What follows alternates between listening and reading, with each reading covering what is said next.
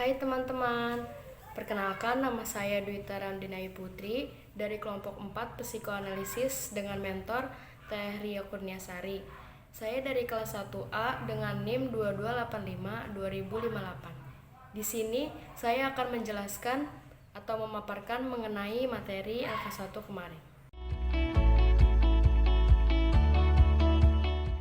Materi pertama yaitu mengenai IMAPKIN dengan pemateri Kak Ferdi Alfiansyah Husnain. IMAPKIN yaitu singkatan dari Ikatan Mahasiswa Bimbingan dan Konseling Indonesia. IMAPKIN adalah suatu organisasi mahasiswa bimbingan konseling dan satu-satunya di Indonesia yang sudah terdaftar resmi di Dikti. IMAPKIN resmi terbentuk melalui Kongres 1 IMAPKIN pada tanggal 9 Desember tahun 2007 di Jakarta. Selanjutnya ada fungsi IMAPKIN. Yang pertama, sebagai wadah aspirasi perjuangan mahasiswa BK, dan yang kedua, sebagai forum silaturahmi mahasiswa BK se-Indonesia. Kemudian ada tujuan. Yang pertama, mewujudkan komunikasi antar mahasiswa BK se-Indonesia. Yang kedua, menumbuhkan eksistensi IMAPKIN sebagai lembaga yang aspiratif, dinamis, dan proaktif. Yang ketiga, mensukseskan pembangunan nasional, khususnya profesi bimbingan dan konseling. Selanjutnya ada keanggotaan. Anggota IMAPKIN adalah mahasiswa BK yang terdaftar sebagai mahasiswa aktif di perguruan tinggi se-Indonesia. Hal-hal yang menyebabkan kehilangan keanggotaan IMAPKIN: yang pertama, telah menyelesaikan studinya. Yang kedua, meninggal dunia. Yang ketiga, ketahuan narkoba. Yang keempat, keluar dari kampus. Kemudian ada dua faktor penting IMAPKIN. Yang pertama, yaitu dari lingkungan, membawa ke lingkungan persaingan untuk menjadi lebih baik. Yang kedua, ada akses, mendapat relasi karena dengan relasi akan menjadi lebih baik, dan dengan akses membuat seseorang bebas memilih apa yang diinginkan. Selanjutnya, ada dua hal penting yang harus dilewati dalam IMAPKIN. Yang pertama, ada pengabdian, yaitu harus mau dan siap berkorban untuk apapun atau dalam hal apapun. Yang kedua, ada harapan. Yang terakhir, ada hak dan kewajiban anggota IMAPKIN. Yang pertama, ada hak. Setiap anggota memiliki hak suara dan hak pilih.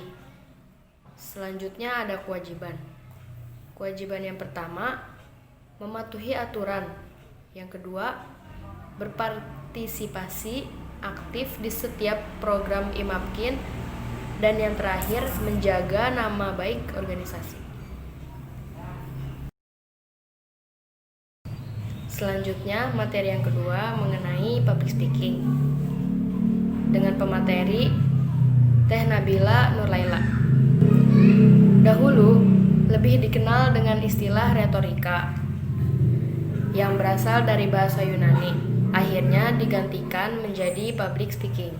Public speaking merupakan bentuk komunikasi yang dilakukan secara lisan di hadapan banyak orang untuk menyampaikan suatu informasi atau pesan.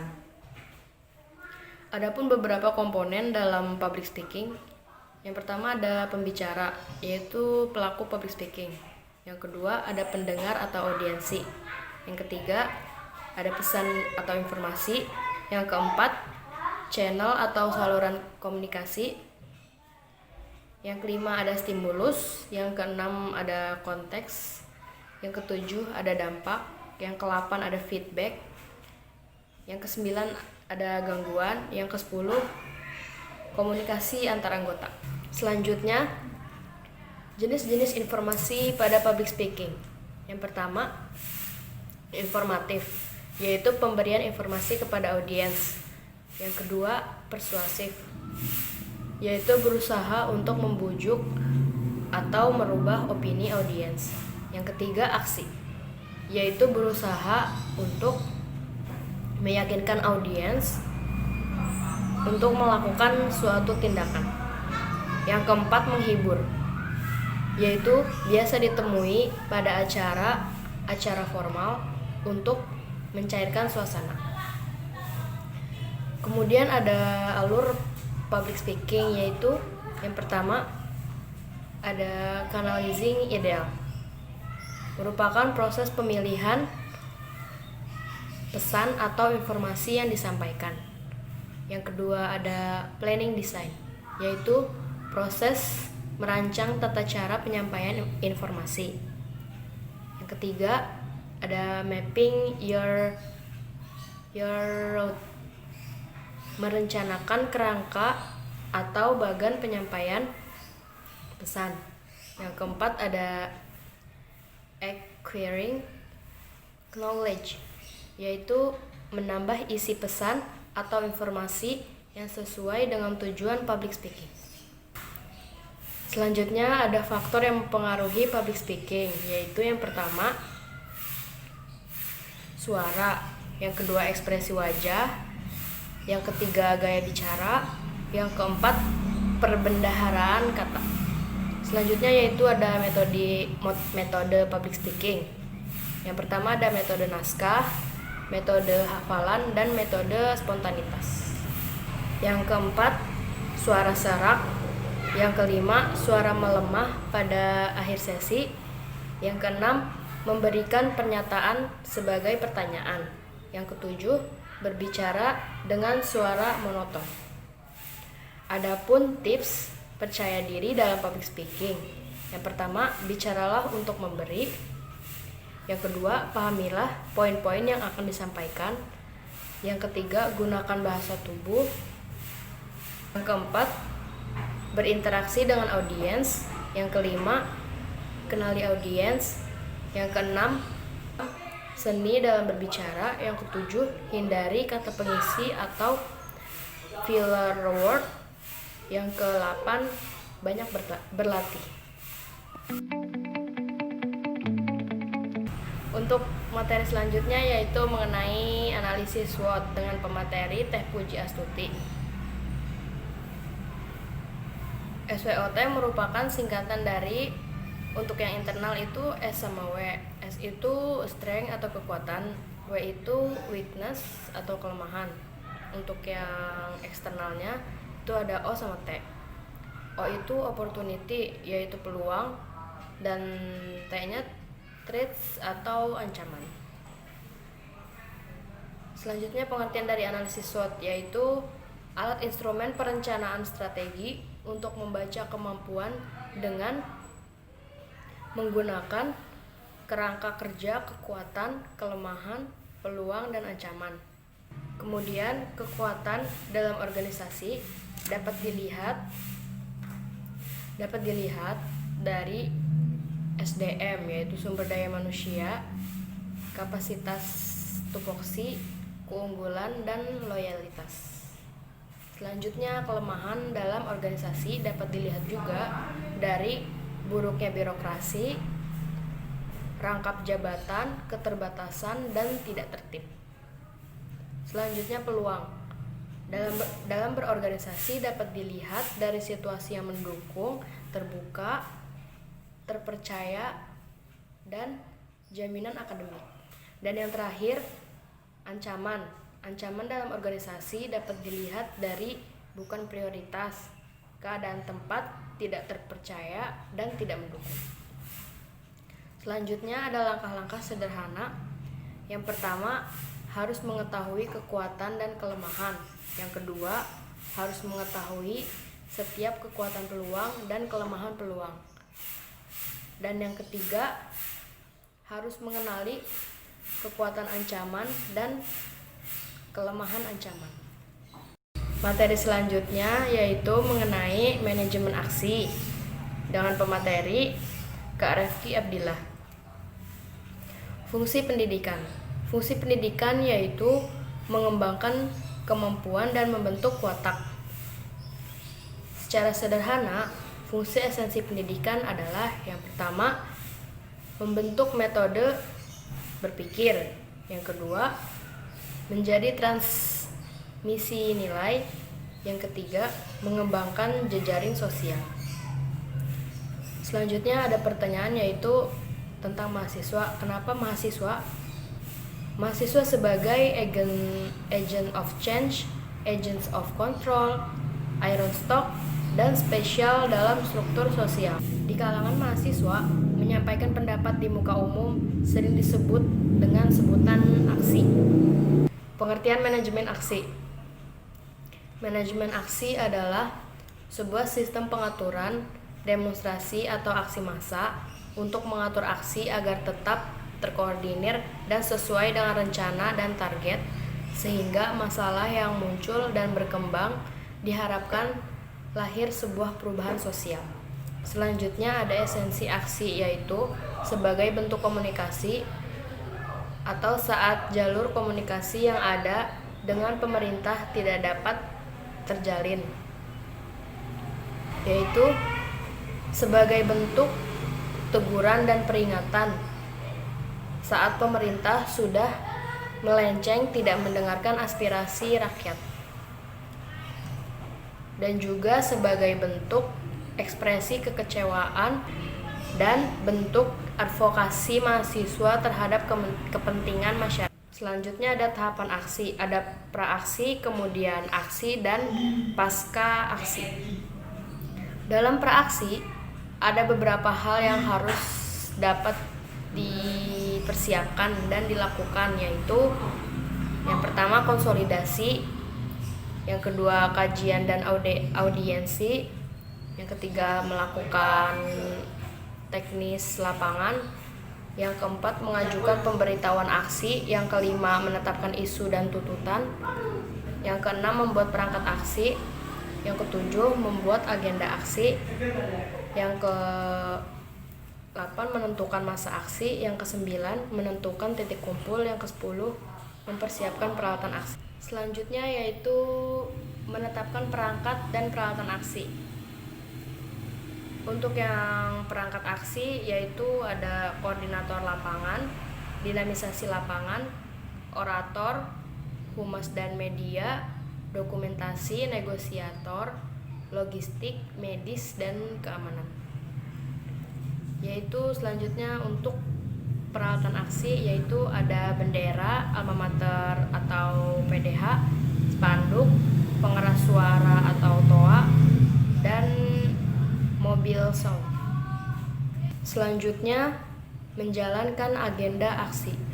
Pada saat aksi dilakukan, segala tindakan masa aksi disetting sesuai dengan persiapan yang telah dilakukan.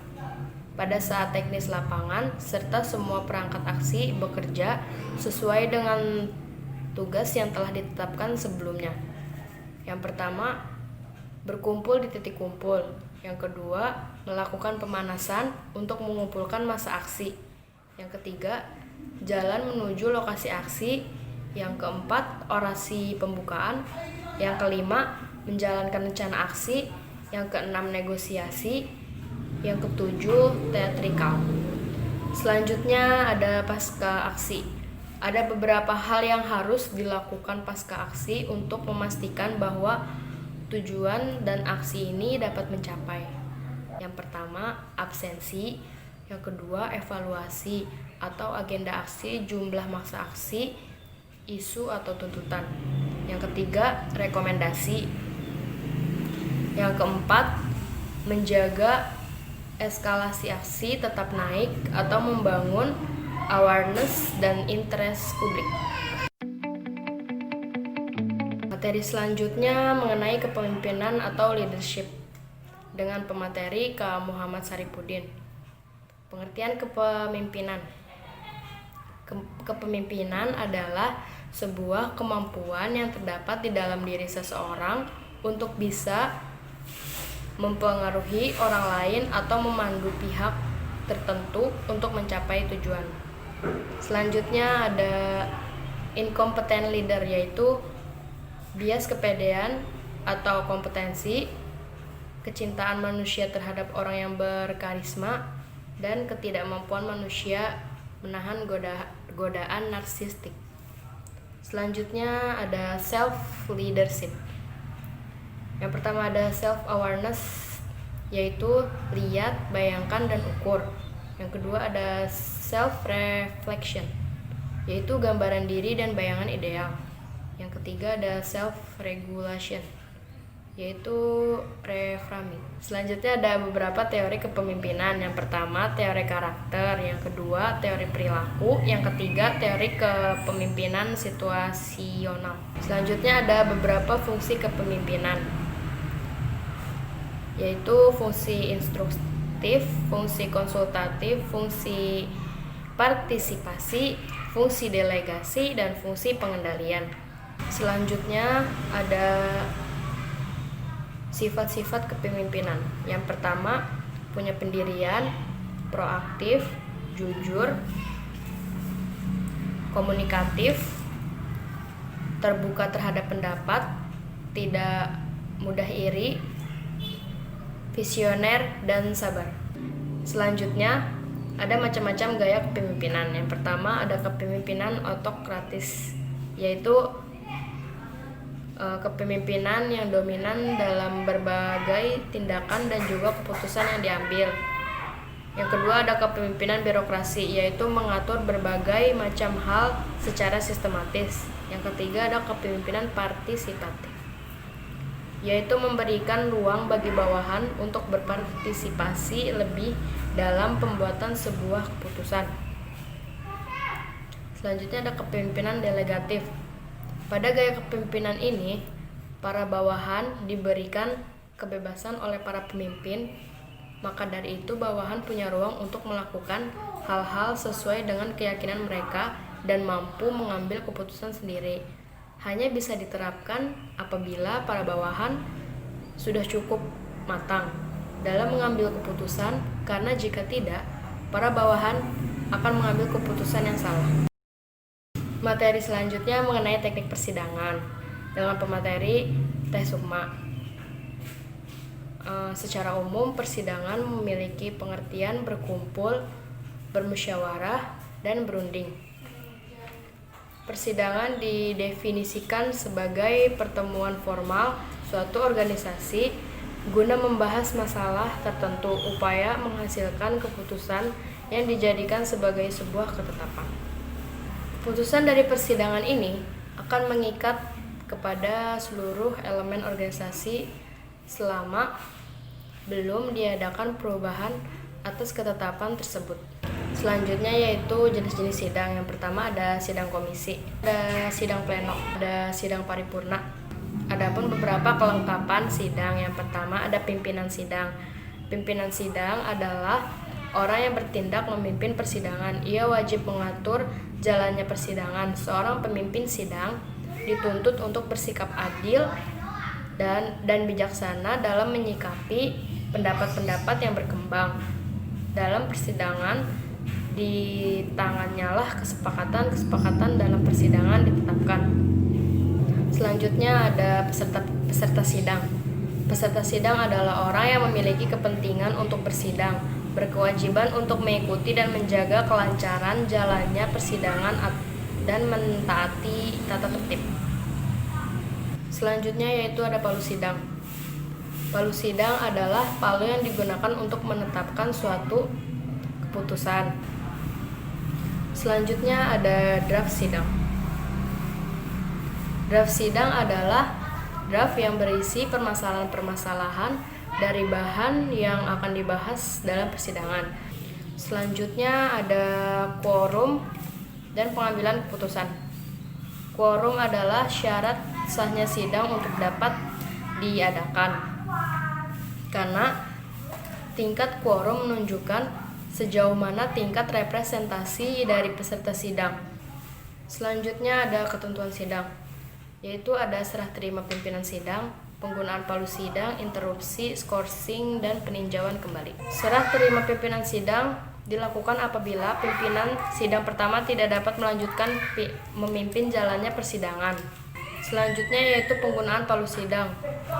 Ada 1 kali ketukan, 2 kali ketukan, 3 kali ketukan, lebih dari 3 ketukan. Selanjutnya yaitu ada interupsi. Interupsi adalah menyela atau meminta waktu kepada pimpinan sidang untuk berbicara dan menentukan pendapat. Dalam persidangan umumnya terdapat beberapa jenis interupsi, yaitu ada interupsi point of order, interupsi point of information, interupsi point of clarification, dan interupsi point of privilege. Selanjutnya yaitu ada scourging atau pending. Scourging atau pending adalah pengambilan waktu rehat dalam persidangan untuk keperluan tertentu. Selanjutnya adalah peninjauan kembali atau PK. Mekanisme yang digunakan untuk mengulang kembali pembahasan atau putusan yang telah ditetapkan. Selanjutnya ada istilah dalam persidangan. Yang pertama ada walkout, saat dimana peserta sidang keluar ruangan dengan alasan tidak menyetujui keputusan persidangan. Selanjutnya ada deadlock, yaitu kondisi di mana musyawarah tidak menemukan kesepakatan. Selanjutnya ada opsi, usulan atau pendapat yang dikemukakan oleh peserta sidang untuk mendapatkan suatu keputusan. Selanjutnya ada lobbying, proses diskusi antar peserta sidang di luar persidangan. Yang terakhir ada voting, proses pengambilan keputusan berdasarkan suara terbanyak setelah jalan musyawarah mengalami kebuntuan. Mungkin itu saja pemaparan materi dari saya. Kurang lebihnya mohon maaf. Wassalamualaikum warahmatullahi wabarakatuh.